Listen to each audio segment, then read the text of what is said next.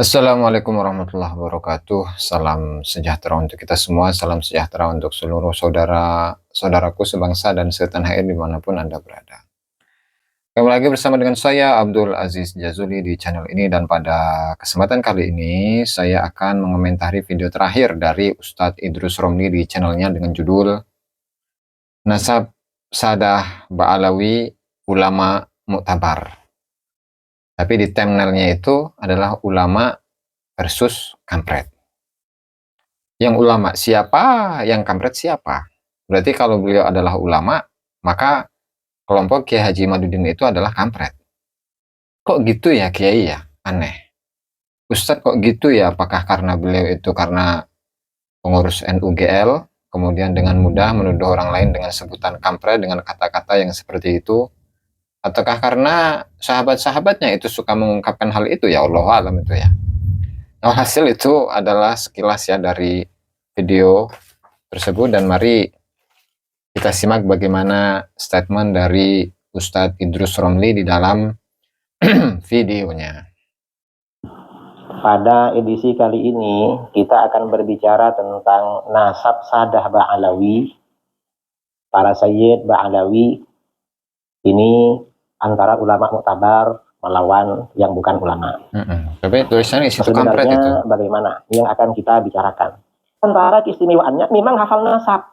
Jadi di sini para ulama dalam menghadapi dua informasi atau teks yang berbeda. Nah, terkait perbedaan versi Abdullah dan Ubaidillah. Al-Imam As-Sayyid Ali bin Abi Bakar As-Sakran Ba'alawi. Beliau ini orang sufi, orang alim. Maka bagaimana? Beliau mengambil jalan kompromi sebagai berikut. Kata beliau, nama yang sebenarnya adalah nama Abdullah, Allah. Seperti yang tercatat di dalam kitab An-Nasabah Sayyid As-Samarqandi Al-Husaini. Namanya Abdullah. Kemungkinan, kata beliau, karena ini ya. Nah, berarti di situ ya, Ustadz Idrus Romli itu menyampaikan bahwasannya Syekh Ali bin Abu Bakar As-Sakran itu mengutip dari Sayyid Muhammad bin Husain As-Samarqandi dalam kitabnya Tuhfatut Thalib. Sementara untuk penulisan kitab Tuhfatut Thalib itu sendiri itu pada tahun 994 Hijriah. Apakah mungkin seseorang itu mengutip sebuah kitab yang baru selesai ditulis 99 tahun setelah kewafatannya? Tentu ini tidak mungkin, Ustadz. Ya, jadi mohon jika Ustadz itu mengeluarkan statement, ya diteliti terlebih dahulu sebelum menyampaikan statement itu. Ya, Ustadz ya. Kita lanjut. Rendah hati, beliau Sayyid Abdullah ini mengganti namanya menjadi Ubaidillah. Abdullah itu kan artinya hamba Allah, Ubaidillah artinya hamba kecil Allah. Nah, ini jalan kompromi yang diambil oleh beliau. Nah, mengapa beliau mengambil jalan kompromi? Karena kalau beliau menyalahkan Abdullah yang ada di dalam kitab Nasabah Sayyid As-Samarqandi Al-Husaini, ini para ulama dulu menganggap tidak etis, tidak adab, menyalahkan ulama besar. Menyalahkan ini ulama kalau besar. Mengambil menyalahkan versi Abdullah. Kalau beliau misalnya menyalahkan versi yang Ubaidillah, nggak benar juga. Mengapa? Karena yang dihafal oleh keluarga beliau dari leluhurnya, kuburannya juga ada di situ. Memang tercatat Ubaidillah. Jadi gini, oke, pada awalnya yang disampaikan oleh beliau itu adalah pengutipan dari Imam Syafi'i radhiyallahu taala anhu bahwa satu kaidah fikih dalam at-ta'adul wa tarajih, yaitu i'malud dalilaini aula min ilgha'i ahadihima. Mengamalkan dua dalil ya itu lebih baik daripada hanya mengamalkan salah satu dari dua dalil. Tapi ya, kita perlu tahu juga bahwa kaidahnya Imam Syafi'i radhiyallahu taala anhu di dalam kitabnya Ar-Risalah fi Ushulil Fiqh, beliau menyampaikan, silahkan Anda buka di halaman 216 ya, ketika beliau itu membicarakan tentang at-ta'arud wa tarajih, itu membahasakannya dengan ilalul hadis. Di situ beliau berbicara secara panjang dan lebar bahwasanya tidak mungkin antara sunnah dengan hadis itu bertentangan. Antara sunnah dengan sunnah, antara hadis dengan hadis itu bertentangan, tidak mungkin. Tetapi dari semua itu pasti ada makhraj, ada jalan keluar untuk keluar dari kontradiksi antara satu dalil dengan dalil yang lain, baik antara kitab dengan kitab, baik dengan sunnah ya, atau kitab dengan sunnah. Nah, hanya saja perlu kita ketahui dalam kaidah at-ta'arud wa tarjih, i'malu ad-dalilaini aula min ilgha'i ahadihima itu terjadi atau digunakan ketika posisi dari dua hal ini sama-sama. Artinya kalau hadis itu sama-sama hadisnya sahih atau sama-sama hadisnya hasan. Tapi seandainya jika satu hadisnya sahih dan satu hadisnya adalah dhaif, ya nggak perlu i'malud dalilaini aula min ilgha'i ahadihima. Maka beliau, Al-Imam Syafi'i mengatakan dalam kitab Risalah, au najidud dilalata atau au najidud dalalata ala tsabit minhu duna ghairihi bi thubutil hadis, atau kita menemukan satu petunjuk atas sebuah hadis yang tsabit, sebuah hadis yang sahih, ya, tidak dengan yang lain.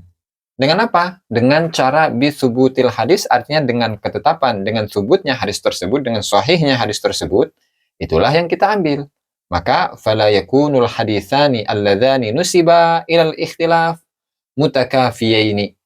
Maka dua hadis yang dinisbatkan kepada ta'arud, kepada kontradiksi, itu tidak bisa dikatakan kepada ta'arud, ya, yang statusnya itu sama-sama. Karena yang satunya dhaif, yang satunya lemah. Karena yang satunya itu dhaif, yang satunya tsabit, yang satunya sahih. Maka langkah apa yang dilakukan? Fanasiru ilal athbati minal hadisaini. Maka kita mengambil kepada hadis yang lebih tsubut, hadis yang lebih sahih dari dua hadis tersebut. Nah, ini adalah satu kaidah yang digunakan oleh ulama, yang diantaranya adalah Imam Syafi'i radhiyallahu taala anhu yang menuliskan kitab Ar-Risalah fi Usulil Fiqh. Nah, lalu kemudian bagaimana dengan kasus? Nasab versi Ali bin Abu Bakar As-Sakron dengan keterangan ulama-ulama dengan nama Ubaidillah, dengan nama Abdullah, ya. Bahwa leluhur dari Ali bin Abu Bakar As-Sakron itu namanya adalah Ubaid, ya. Sementara leluhur dari Ali bin Muhammad bin Jadid itu namanya adalah Abdullah. Lalu kemudian apa yang dilakukan oleh Syekh Ali bin Abu Bakar As-Sakron dalam kitabnya Al-Burqatul Musyiqah fi Ilbasil Firqah, dan saya memiliki 3 versi, ya, versi cetak yang ini, kemudian ada 2 manuskrip, ya, kemudian ada 2 manuskrip yang lain yang pada kesempatan yang lalu telah kita uraikan penjelasannya. Ya, silakan Anda buka di halaman 150 ketika atau setelah mengomentari satu syair atau satu nadom dari Jamaluddin Muhammad bin Ahmad Husyair Al-Hadrami, wa biwalidihil maimuni Ubaidin ala yasirra abi dihim, ya. Hakadha huwa huna, ini kata dari Syekh Ali bin Abu Bakar As-Sakron, hakadha huwa huna Ubaid, hakadha huwa huna Ubaidun. Beginilah nama dari Ubaid. Nah, nama dari leluhurnya Ali bin Abu Bakar As-Sakron itu adalah Ubaid. Wa huwal ma'rufu inda ahli Hadramut. Dia itulah yang terkenal di sisi penduduk Hadramut. Wal musattar fi kutubihim, dan yang tertulis di kitab-kitabnya ahli Hadramut. Wal mutadawal, dan yang berlaku di fi silsilati nasabihim, dalam silsilah nasab mereka.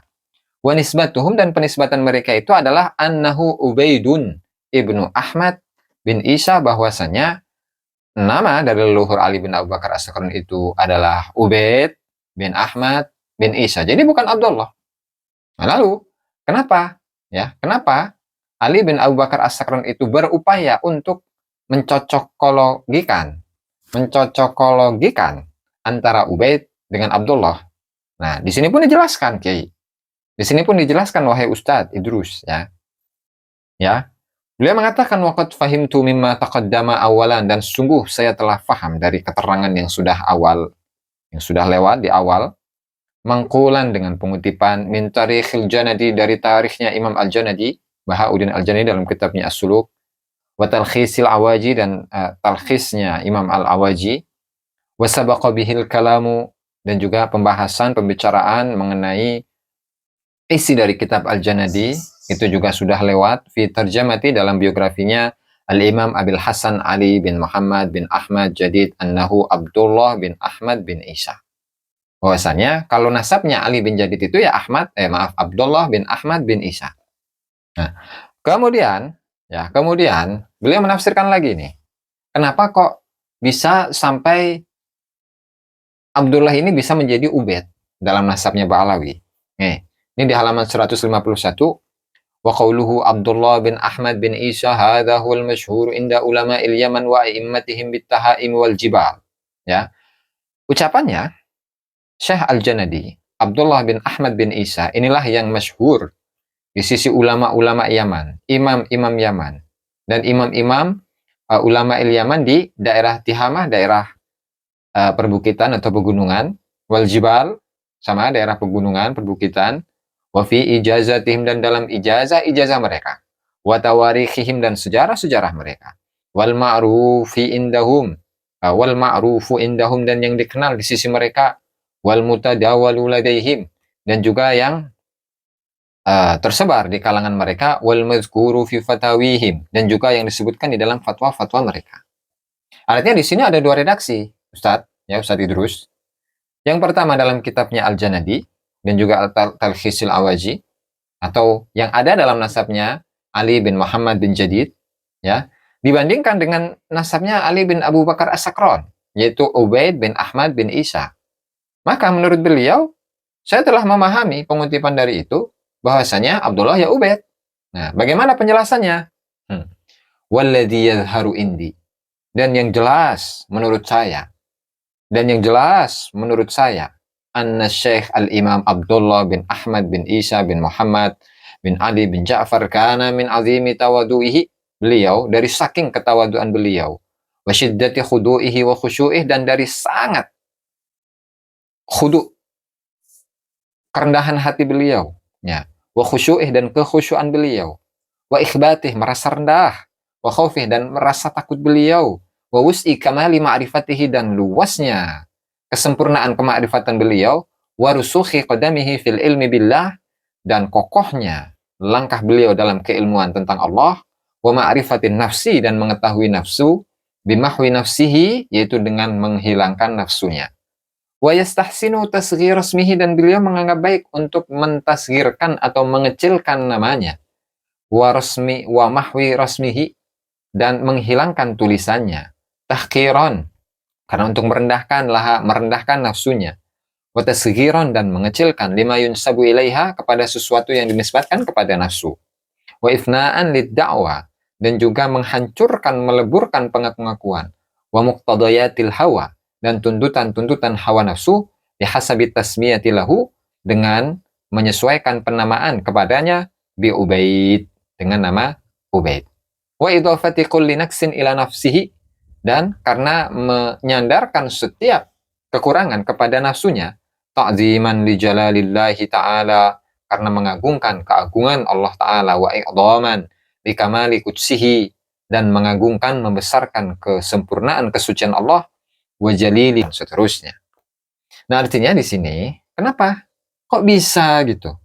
Syekh Ali bin Abu Bakar As-Sakran, ya, itu mencocok-cocokkan bahwasanya Ubaid, yang merupakan leluhur dari Ali bin Abu Bakar As-Sakran, itu merupakan leluhur dari bin Jadid juga, Ali bin Muhammad bin Jadid juga. Ya, padahal kan beda.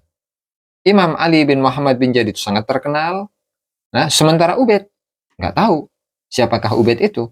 Lalu kemudian kalau kita bandingkan dengan data atau kaidah yang disampaikan oleh Imam Syafi'i tadi, bahwasanya ta'arud itu harus mutakafiyain atau mutakafi'ain, harus sama-sama kuatnya, harus berhadap-hadapan, bersandingan, dan memiliki kualitas yang sama.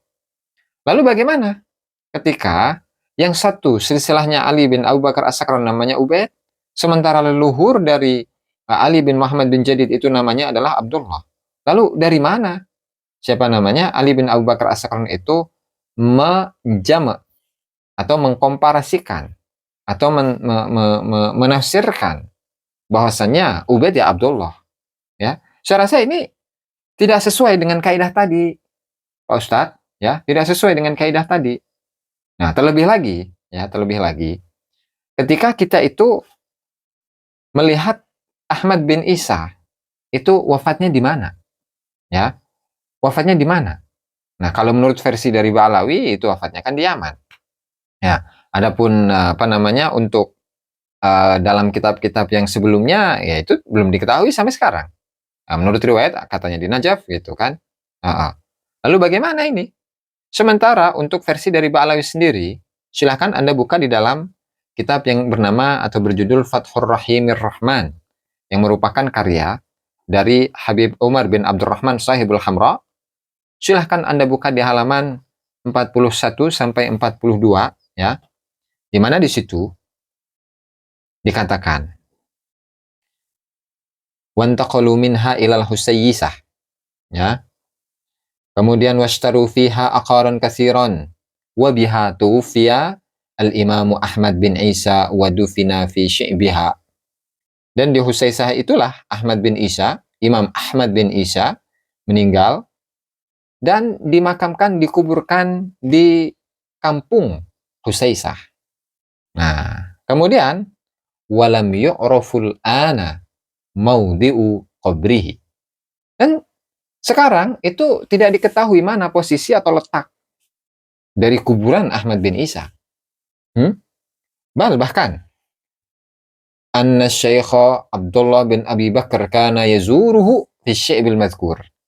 Bahwasanya Habib Abdullah bin Abi Bakar, ini Ali Drus ya, itu menziarahi Ahmad bin Isa di kampung tersebut. Ya. Waqala, dan mengatakan ini Habib Abdullah bin Abu Bakar Ali Drus yang memiliki kitab Al-Juz'ul Latif fi Tahkim Syarif itu, beliau mengatakan inna Syekh Abdurrahman kana yazuruhu, bahwasanya Habib Abdurrahman As-Segaf itu menziarahi Imam Ahmad bin Isa fihi, di kampung itu. Nah, ini belum ada ini nisannya di mana? Nisannya di mana? Ini belum ada ini. Ya, artinya menziarahi begitu saja. Lalu apa kemudian yang dikatakan oleh Habib Umar bin Abdurrahman Sahibul Hamra? Beliau mengatakan qultu warwaihul insi fi fi arjaihi faihah. Dan aroma-aroma ya ketenangan di penjuru-penjuru tempat Husaysah itu faihah, semerbak. Aroma-aroma keharuman itu semerbak di tempat tersebut. Ya, yus'iru, yang menunjukkan anna fihi rohan zakiyatan salihah, bahwa di tempat itu terdapat satu roh yang suci, yang soleh. Wallahu a'lam. Lalu kemudian ketika kita itu melihat bagaimana keterangan dari Habib Abdurrahman bin Ubaidillah As-Segaf di dalam kitabnya Idamul Qut, ya. Silahkan Anda buka di dalam kitab ini, Idamul Qut fi Zikri Buldan Hadramut, ya. Di situ mengatakan qala As-Sayyidu Umar bin Abdurrahman Sahibul Hamra. Beliau meninggal pada tahun 889 Hijriah. Fi tarjamatihi al-Idrus, dalam penyebutan biografinya Imam al-Idrus. Tufiya Asy-Syaikh Ahmad bin Isa bil Husayyisah tadi. Wa dufina fi syi'biha wa lam yu'rafil ana mawdi'u qabrihi bal inna Syekh Abdullah bin Abu Bakar al-Idrus kana yazuruhu fi syi'bil madhkur. Wa qala inna Syekh Abdurrahman kana yazuruhu. Nah, ini tadi yang kita bacakan ya. Kemudian wa huwa zahirun. Nah, ini kata Habib Abdurrahman bin Ubaidillah As-Segaf, wa huwa zahirun, dan ini jelas, fi annahuma, bahwasanya keduanya, yaitu Abdullah bin Abu Bakar al-Idrus dan Abdurrahman As-Segaf, itu yazuronil jabala, itu menziarahi gunung, biduni ta'yini maudhi'in, tanpa ya menentukan tempatnya. Artinya lokasi makamnya, lokasi nisannya di mana itu nggak tahu. Amal an, ya, adapun sekarang faqad ayyanuhu, maka para ulama itu telah menentukan tempatnya, menentukan nisannya. Imma bil qara'in, ya, baik itu dengan qarinah, dengan tanda-tanda, wa imma bil kasyf, atau dengan mukasyafah, ya, al-irtifa'in dan seterusnya. Dan tadi sesuai dengan itu, bahwa yang menemukannya itu adalah Umar bin Abdurrahman Sahibul Hamra, di mana beliau itu mencium aroma ya, aroma ketenangan di penjuru-penjuru tempat tersebut yang menunjukkan bahwa di dalamnya itu terdapat ruh, yang kalau bahasa sekarang itu dikenal dengan apa? Dengan ronsen kuburan. Gitu Kiai. Ya artinya makam dari Ahmad bin Isa itu ada pada atau dibuatnya itu pada abad ke-9 Hijriyah. Nah, lalu untuk sebelumnya kemana? Untuk sebelumnya kemana Kiai? Oh, nah sehingga inilah yang menjadi apa ketidakjelasan atau kerancuan dalam data-data dari sejarah Ba'alawi yang beberapa kali sudah saya sampaikan ya. Nah kemudian itu barangkali itu adalah untuk poin yang pertama, di mana kaidah yang disebutkan tadi i'malud dalilaini aula min ilghai ahadihima itu tidak berlaku dalam permasalahan ini.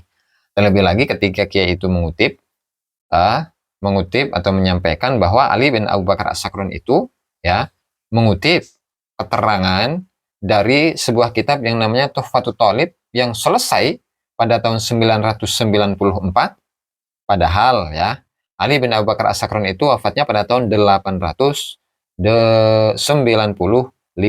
Artinya beliau itu bisa mengutip satu kitab ya yang baru selesai penulisannya pada tahun 994. Tentu itu adalah hal yang mustahil Kiai ya. Itu untuk poin yang pertama. Kemudian poin yang kedua itu adalah ketika Kiai itu menyampaikan ijazah bahwasanya dalam dua kitab, yang pertama Mu'jamus Syuyukh dari karya dari Syekh Abdul Hafid Al-Fasi, kemudian juga kitab Nafhatur Rahman karya dari Syekh Bakri Syata Dimyati yang merupakan penulis dari kitab I'anatul Talibin ya, menuliskan biografi dari Sayyid Ahmad Zaini Dahlan dan menyebutkan di situ beliau mengambil ijazah Khirqah Al-Idrusiyah.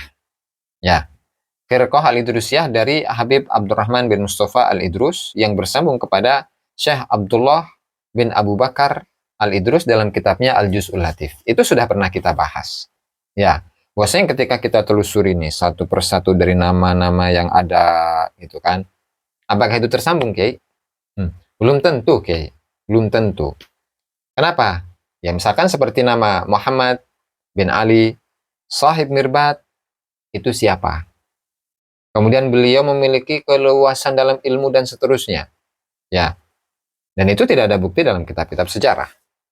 Nah, lalu dalam keterangan yang lain di dalam kitab-kitab Tarikh Hadramut itu pertama kali yang menyebarkan tasawuf ya dari kalangan Ba'alawi itu adalah Muhammad bin Ali Al-Faqih Al-Muqaddam. Ya. Sehingga sebelumnya mereka yang nggak tahu yang namanya Khirqah, Kiai. Sehingga dari sini saja itu sudah ada kejanggalan. Tuh, udah dua kejanggalan tuh ya. Kemudian ke atasnya Imam Ali Al-Uraidi. Imam Ali Al-Uraidi itu dikatakan langsung mengambil dari Ja'far Shadiq. Enggak. Karena apa? Karena Imam Ja'far As-Shadiq itu meninggal ya, sementara umurnya Imam Ali Al-Uraidi itu baru 2 tahun. Apakah mungkin seorang yang berumur 2 tahun itu mengambil khirqah dari orang tuanya yang sudah meninggal? Ya nggak mungkin, Kiai. Nah, itu 3. Kemudian yang keempat, saya ambilkan satu teks dari siapa namanya Al-Imam Ibnu Salah ya, Imam Ibnu Salah Al-Hafidh Al-Imam Al-Faqih Ibnu Salah Abu Amr Taqiyuddin Utsman bin Abdurrahman Al-Ma'ruf bibni Salah yang wafat pada tahun 643 Hijriah. Beliau menyampaikan di dalam kitabnya Muqaddimah Ibnu Salah ya, ketika membahas tentang ijazah. Wal ijazatu, kata beliau, fi asliha dha'fun. Ijazah dalam hukum asalnya itu adalah lemah.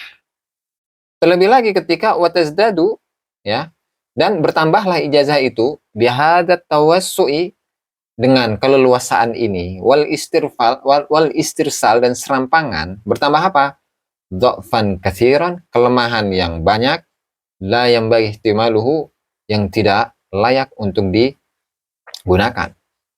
Ya, ya meskipun kalau dalam ilmu periwayatan itu ijazah itu boleh-boleh saja. ya. Tetapi bukan dalam rangka tahammul, bukan dalam rangka apa namanya dalam periwayatan hadis yang kemudian status hadis itu bisa disahihkan atau dilemahkan gitu ya.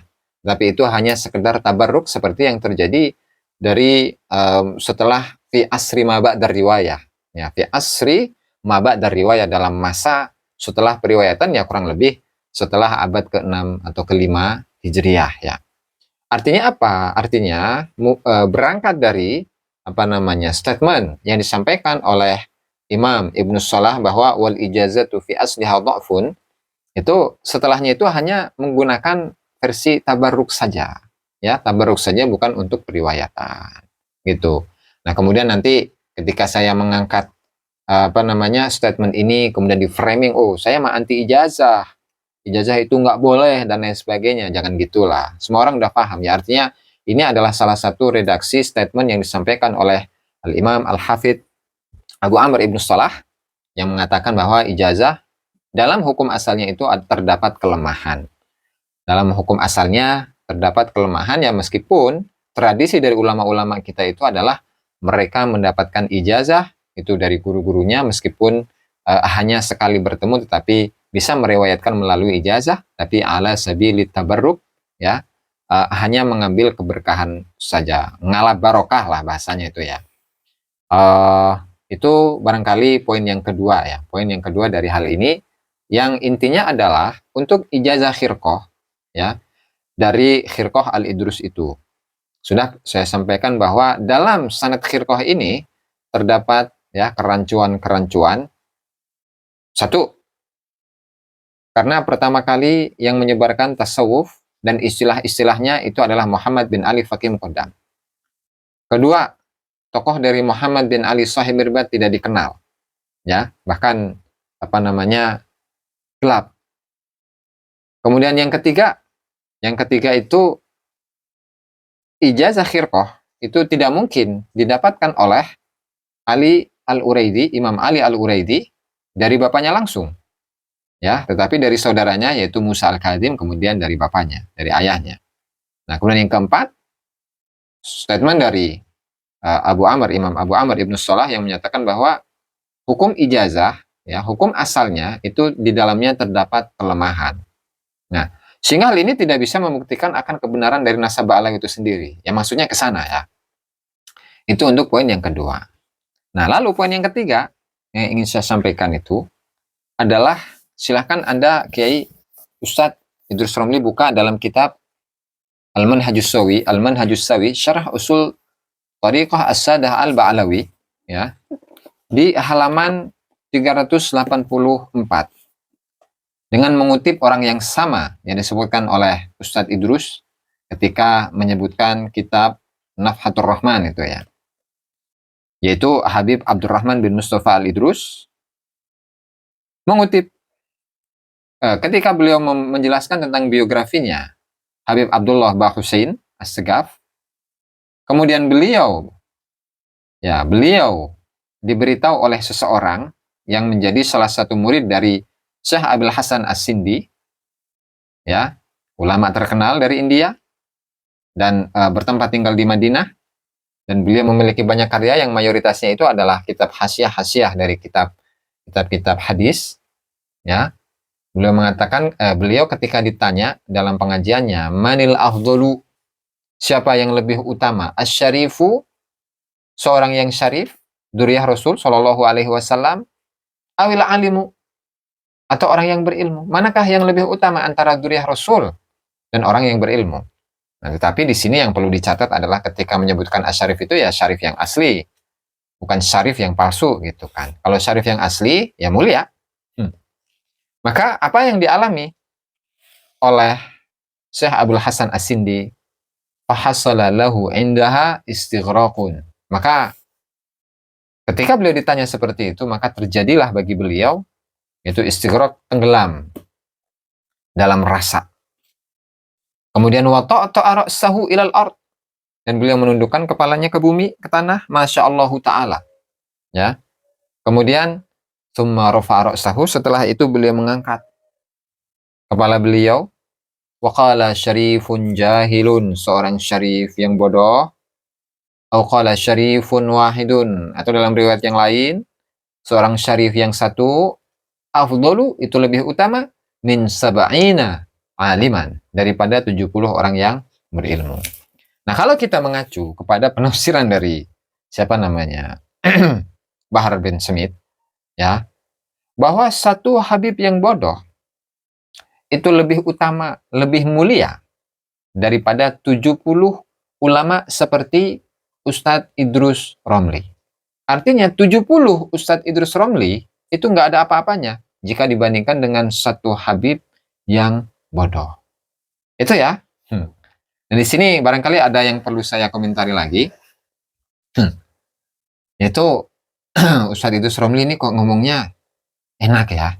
Menyebut apa namanya kelompok yang pro Kiai Imad itu orang-orang bodoh gitu.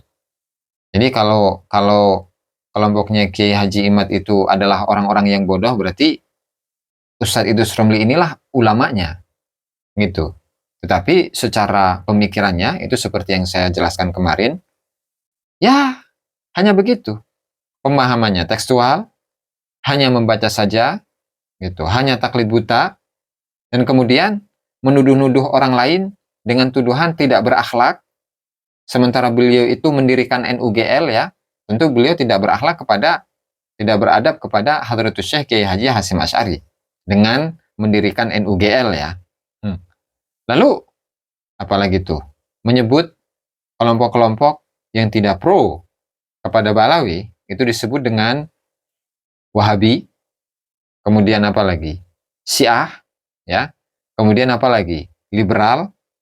Kemudian apa lagi tadi tuh yang bodoh ya, bodoh udah ya, disebut bodoh udah. Nah, karena hakikatnya kita ini memang orang bodoh, Kiai. Saya bukan Ustadz Idrus. Kalau Ustadz Idrus kan pintar. Kalau saya mah bodoh ya. Ustadz ya. Terus apa lagi tuh? Dan lain sebagainya lah, banyak. Jadi kalau dipikir-pikir itu kelompoknya yang mendukung kepada Kiai Haji Imaduddin itu nggak ada ulamanya, bodoh-bodoh semua ya. Dan yang pintar hanya beliau ya Ustadz Idrus ya. Kemudian apa namanya, beliau juga menyebutkan ulama-ulama yang muktabar. Di sini saya rasa ketika Ustadz Idrus Romli menyebutkan ulama-ulama yang muktabar, itu definisinya seperti apa sampai sekarang kita belum pernah mendengarkan apa yang dimaksud dengan ulama muktabar itu. Ya, sampai sekarang ini belum pernah kita dengar sedikit pun pembahasan mengenai ulama yang muktabar, ulama muktabar gitu. Sementara untuk definisinya, pengertiannya, penjelasannya dan lain sebagainya belum pernah kita simak gitu. Apakah ulama muktabar itu adalah ulama yang pro kepada Ba'alawi saja gitu. Sementara yang tidak pro kepada Ba'alawi berarti ulama yang nggak muktabar. Ya barangkali seperti itulah. Menurut pemahaman siapa Ustadz Idrus Romli ya.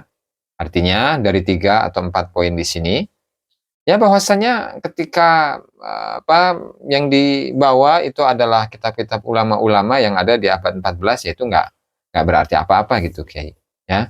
Kemudian ketika membawa kaidah i'malud dalilaini aula min ilqai ahadihima, ya saya rasa contohnya pun tidak sesuai gitu kan. Karena memang beda antara penafsirannya Habib Ali bin Abu Bakar As-Sakron dengan data-data yang sebelumnya. Kalau kita melihat dari kualitas datanya terlebih dahulu ya. Nah, kemudian di situ memang penafsiran dari Habib Ali bin Abu Bakar As-Sakron itu tidak menunjukkan atau tidak menggunakan dalil. Kenapa? Karena ketika memang seseorang itu memiliki sifat tawadu. Tawadu itu ada dalam hati dan ada dalam perbuatan. Bukan dengan mengganti nama, Kiai. Ya. Kalau berbicara tawadu, itu bukan dengan mengganti nama. Berarti misalkan Ustadz Idrus Romli. Ketika Ustadz Idrus Romli itu ingin ya menunjukkan akan sikap ketawaduan beliau, ya merasa bahwa nafsunya itu harus ditundukkan, maka nama Ustadz Idrus Romli itu pun harus ditasghir Kiai, jadi Udairis gitu. Udairis gitu. Jangan Idrus tapi Ustadz Udairis. Kalau memang memahami bahwasanya tawadu itu dengan mengganti nama. Ya, karena ketawaduan nggak seperti itu, ya. Ya, barangkali itu saja yang bisa saya sampaikan dalam kesempatan kali ini. Kurang dan lebihnya saya mohon maaf. Wallahu al-muwaffiq ila aqwamit thoriq. Wassalamualaikum warahmatullahi wabarakatuh.